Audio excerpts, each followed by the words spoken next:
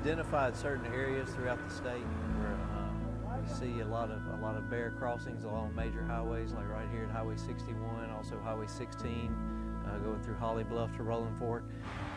The signs kind of serve two purposes.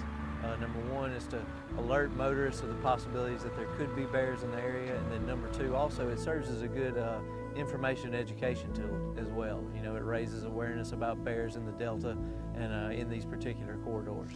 We were interested in the bears on Davis Island. That's kind of an isolated population. We wanted to go ahead and get a radio collar on one of our GPS collars, so that we could learn about how far he's traveling, how often he's moving.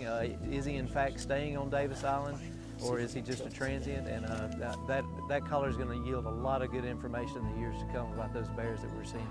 The reason we're placing the signs here is because these are areas that create natural travel corridors for the bears. This is where we receive the most sightings year in and year out.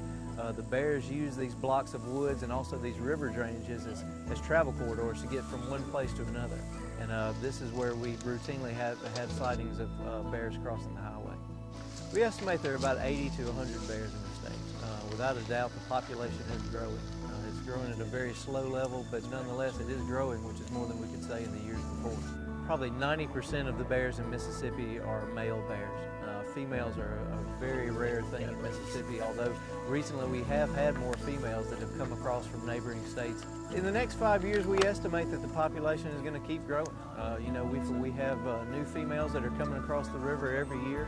As the number continues to grow, there's certainly no reason to think that we couldn't sustain a hunting season one day. Neighboring states have built up their bear population to the point that it can sustain a hunting season, and there's certainly no reason to think that Mississippi couldn't do the same thing.